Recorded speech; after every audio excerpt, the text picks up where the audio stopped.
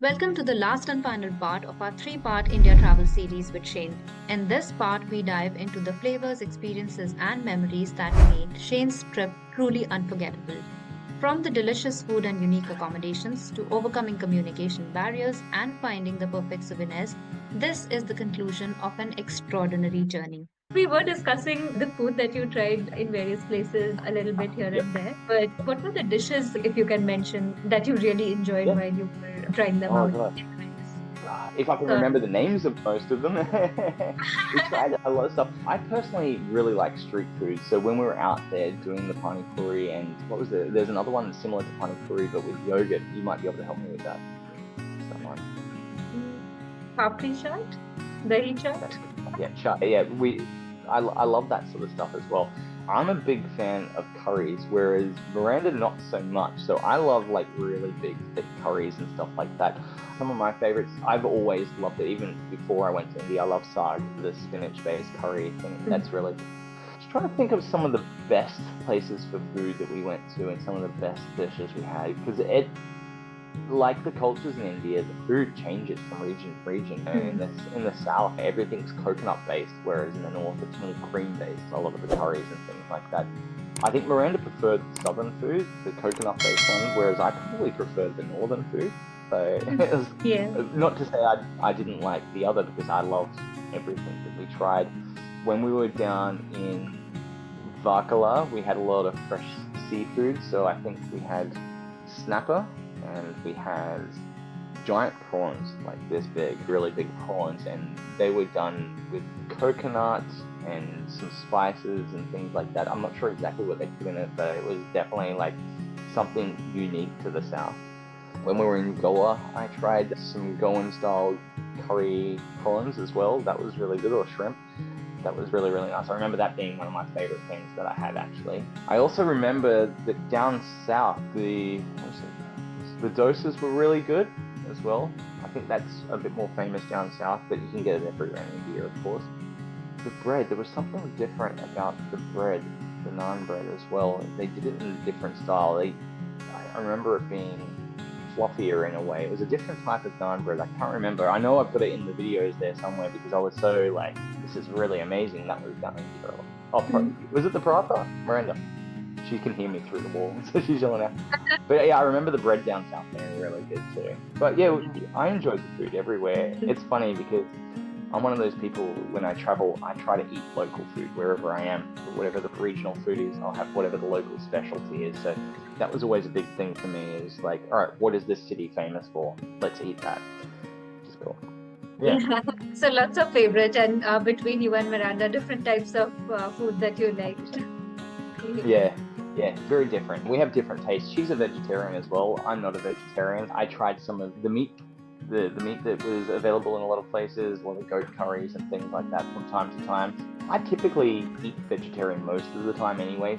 Yeah, when you were telling me about your itinerary, you were saying that you took overnight trains a couple of times and then you took Yep, buses. So how was it yep. commuting within India? Was it convenient for you? Did you find it challenging? I feel like there's two sides to it. I feel like I had this impression of the trains beforehand. I remember last time I went into, we did an overnight train, myself and my friends, and we had our own private, like little section, and I think we traveled like first class or something like that. I'm not sure exactly what itinerary we did, but this time Miranda and I did it a little bit rougher, where we were doing just like the standard class sleepers, the 3 level sleeper sort of thing. And it was different. Some of them were really cool. Some of them we had a great night's sleep, woke up the next morning, felt fresh. Some of them not so much. Some of them it was quite loud. People would get on and off the train in the middle of the night. I guess one of the big differences culturally between India and say the West is that in the West, people are always really concerned about what other people are thinking around them. So in terms of that, you would not turn on a light or you'd be very quiet if other people were sleeping. But what we found a lot, because we did a lot of overnight sleeper trains, is people just turn on the lights and start talking while everyone's sleeping. So I soon learned, I think it was after the second one, bring a face mask, bring earplugs. Like that's important. Even if it's 3 o'clock in the morning, people can just wake up and have a conversation and not worry too much about what other people are thinking. So I guess that's a cultural difference. Yeah.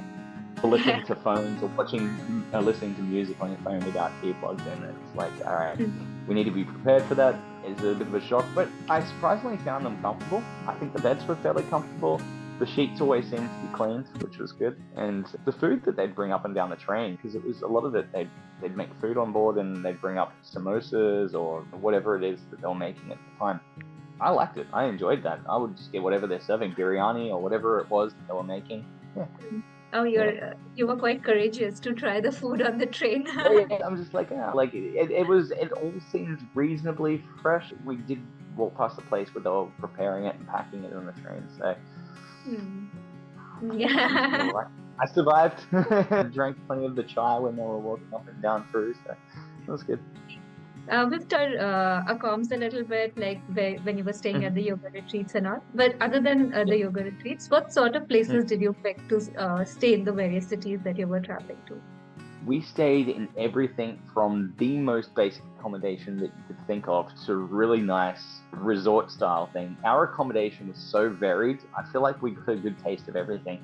What was it? Like in the north, when we did that Intrepid trip that I mentioned before, it was all 3 to 4 star accommodation, a little out of town.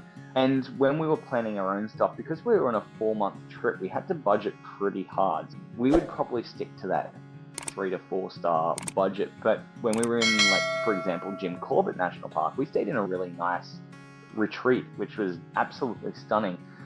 I think it was called the River Edge Resort, I think it was, and it was really nice. It had a nice pool, it was right down the river. Our accommodation just varied completely. And the yoga retreats as well, that was something completely different. We went through a yoga website. Miranda, do you remember the name of that yoga website that you booked it on?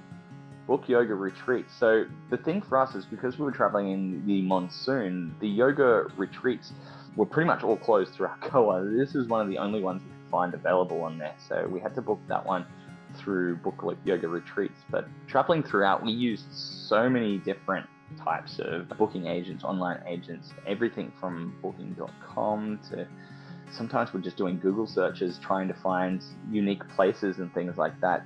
Yeah, I guess we don't really have one method of booking. It really depends where we are and what's available. Got it. And overall, how would you say that? How was your experience while staying in these various types of places that you did? Yeah, and they vary as well. The experiences vary as well. Mostly the places were all right. We've been traveling long enough now, like I said, for at least 15 years I've been traveling, to have experienced every type of accommodation you could probably think, some of the worst places to some of the best. And I don't think we stayed anywhere, in my opinion, that wasn't nice. I think some of the things that you could sometimes have issues with, basic things like sometimes the Wi-Fi doesn't work. Sometimes the power cuts out. We found that was quite common in a lot of India. The power would come and go depending on which city you're in or which place you're in.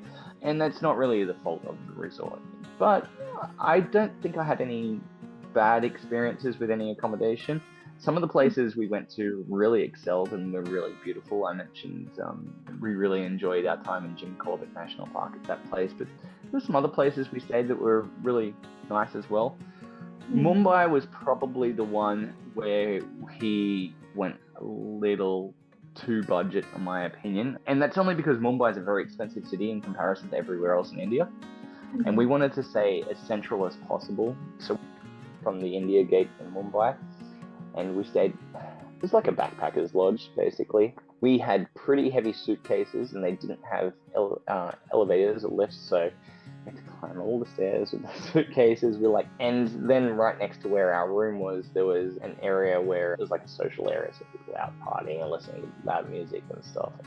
That was probably the only one I would say that wasn't a great experience, but everything else, yeah, we were just mid-range accommodation. It was good. Proximity is always my big thing. I always think, try to get yourself as close to the places that you want to see, because that will make it a lot easier rather than having to get transport to and from everywhere. I know that we've covered this a little bit during our conversation again, but I want to ask you about what tips would you give to someone who's traveling to India for the first time? Like not advice, or we were discussing earlier how it would have to depend on the personality, the reason for going. But things that someone who's visiting India for the first time should know about. should know about, I guess, the cultural awareness, which is a lot I touched upon, the differences between the West and India. And this is just the assumption that they're coming from the West as well. They could be coming from other parts of Asia where there might be some similarities in other countries as well. But my general advice to anyone traveling anywhere is always understand cultural norms. There's always differences between different cultures, what to expect. But are you talking in regards to like booking things and things like that? Is that more you're asking? I want to know, like, let's say for a Western traveler, because I think that would Yeah, be more relatable. But for yeah. a Western traveler, anything that they should be Mm. aware of before they land up in India, anything that they should bring with them, or they Mm. should prepare in advance before they arrive in India. Yeah, look, I guess general awareness, this goes for big cities in most parts of the world. Security, safety is always a thing. Always watch where your phones and wallets and things like that are. For me, yeah, it's the cultural thing. You've just got to understand that these places are very different to Western countries in a lot of ways, especially when you're in crowded areas. Understand that things can be noisy, understand that there's two sides to places. But my philosophy when traveling anywhere in the world is you've got to take the good with the bad. Yes, there might be a lot of pollution in parts of India, and that's an ongoing and a very obvious problem that people are aware of there. And I would always mention that to people anyway, because there's nothing worse to going there and expecting pristine paradise, but realizing there's a big problem with waste disposal and stuff like that. So a lot of awareness around that sort of stuff, but then also as well, respecting the cultures, respecting the traditions, especially around religions and stuff like that. If you're in religious temples, there's a lot of rules and there's a lot of different types of religions within India. And even we would get confused from time to time, and we did the research. Wait, is this the place where we have to take off the shoes or put on the hat? I can't remember, like that sort of thing. Yeah. I think people understand that you're not from those places, so if you make a mistake and it's an honest mistake and you slip up, then they'll just tell you. I think I was in one of the places, I can't remember what it was, and I'm like doing a video and someone comes up and there's no video, and it's, oh, okay, alright, that's fine. Yeah. Yeah. But that's advice I'd give to people going anywhere, not just India. Always respect the local cultures and traditions, and know if you are doing a trip like us that goes throughout India, that there are different cultures in different areas, and even within one city, there are many cultures within one city. So try to understand those cultures depending on where you plan to go. I think Yeah, it that's is probably the best. I think it is a destination where you have to be quite aware and mindful wherever you're going, because as you rightly said, there are so many differences and variations even within a city that you The will be traffic. finding. The traffic's the biggest one. Yeah. The traffic. Learn how to negotiate traffic. That was probably a big one, and that's probably some advice that I'd mention to people, because traffic in India is not like traffic anywhere else in the world that I've ever been. You know, the way that cars just merge in and do this sort of thing, and people cross the road like in a typical Western country, you'd press a light, you'd wait for the light to change, and you walk across the road. But in India, it's just you walk out, put your hand out, and you've just got faith that these people are going to just stop. That's how it's going to work sometimes. Yeah. I'm Yeah, down to my last question, but I do want to know, sure. did you struggle with language at any point in the various cities that you were visiting? Did you find it difficult to communicate at any point? I guess it's everyone's level of English is different. There are so many languages within India that, like, I learn a handful of Hindi phrases, but that's not always going to get you by depending on where you are. I found everything from extremely good English to no English at all, and it really depends where you are. Probably the level of education as well.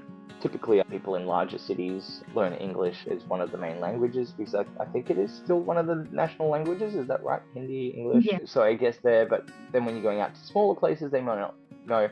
I've been around the world enough to understand how to get by without using English. There's a lot of pointing and a lot of gesturing, and even a couple of times these days it's great because you've got the old Google Translate that you can just write it into the phone and show them. But Yeah. I'm sure there were situations where we came across people that didn't speak English and we had to communicate with them, but it was such a minor detail that I've forgotten them. And it happens everywhere in the world. You're not always going to be able to go to a place and expect everyone to speak English, but I guess with India, one of the good things is the majority of people do speak it as one of their first or second languages, or one of their languages that they're more fluent and proficient at. There's a huge history there with India and British rule, which is a whole other kettle of fish. But I guess the thing is that it's probably one of the easier places in the world, I'd say, to get by with English compared to some of the places that we've been to. Okay. Yeah. Did you bring back any souvenirs from your trip from Oh India? God, did we? God, we spent a lot of money buying things. I mentioned earlier that I don't know if I mentioned it during the interview or pre the interview, but we just moved into this new place. We just bought a new place, and we need to decorate it. So I feel like half of our house looks like India. We've got rugs, we've got painting. I mentioned we got the Ganesh statue there Oh with the yeah. sitar. We've got a lot of stuff that we got from India. The idea for us is that when we start traveling now, we're going to collect bits and pieces from all our travels. That's our memories. In the past, because we were moving home every 6 to 12 months because we were Hmm. traveling so often.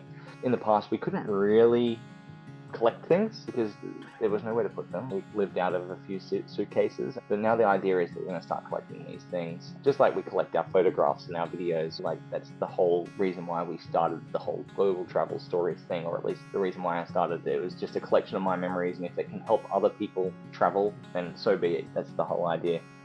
So lots of things that are going to now decorate your home. Oh yeah, there already are. We've got a beautiful rug that we bought in Agra. We've got the Ganesh statue I mentioned, which was from Mysore. Oh no, sorry, from Madurai. yeah, that's right. Madurai. Yeah. Yeah, I completely forgot where I got that from. But we also got up in Udaipur some really beautiful. They do these tiny drawings. I forget the name of the style where they actually draw little characters and things like that. So we got some really nice drawings in Udaipur. The miniature paintings.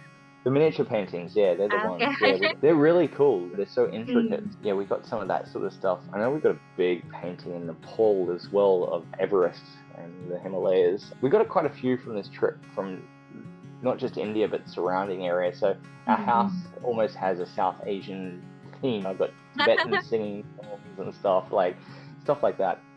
That's really cool. So that Yeah, means that you love the place and you've carried a bit of of it. course. Uh-huh. Yeah, yeah, 100%. Like every trip we've gone on, we've always taken something away from it, part of the culture, a deeper understanding and respect for the culture. It's cool. As I mentioned before, I'm a tour guide here in New Zealand, and whenever I get Indian guests on, since we've been back the last month, I've had quite a few Indian guests, and whenever they come on my tours now, I speak a little bit of Hindi to them, or I can talk a little bit about their area or the food that they have in Yeah, their area, and it's always good being able to take a little bit of the culture away with you when you go to a place. that's great. This is my last question. It might be Sure. a bit tough, but if I ask you what was the best part of your trip or the one that you are going to remember for a long time, what would it be? That is a difficult one. It's interesting, the best part. Was it the tiger spotting or something else? That would be up there. That would definitely be up there. It's interesting because different things had different feelings at different times. But I guess all the stuff that we did in the end, it was at the point after we'd done that big trek up in Nepal that I was talking about. We were really tired and we were ready to go home. It was such an arduous journey, and I got really sick up on the trek, and it was like we were just wanting to relax. And I think Rishikesh and the Jim Corbett National Park, it came at the time when we just needed to relax, and that's how we felt afterwards. It did exactly what we wanted it to do and why we booked all that stuff at the end. I mentioned we had a lot of highlights along the way, but yeah, probably one of my favorite places, yeah, Rishikesh, and then of course the tiger spotting and Jim Corbett National Park. Probably those last two spots were my favorite in India, that's for sure. Okay, that's pretty great. Yeah. I'm at the end of my questions now. Thank you so Sure, much for sharing all that's all right. about your trip. It was really That's great right. listening to you and learning all about your trip. And More than welcome. yeah, I'm pretty sure that the viewers will find all the information that you have shared today useful. So thank you so much for Excellent. that. No worries. Excellent. With that, we will sign off for today. So bye bye. Well, thank you. All right. If you've missed parts 1 and 2, do check them out and learn all about Shane's extraordinary adventures in India. Are you inspired to add India to your bucket list? Let us know which destination you would visit first. If you want to know where all Shane went during this trip, check out part 1 and 2. For more travel information, tips, and guides, subscribe to Trip 101 and get that wanderlust going.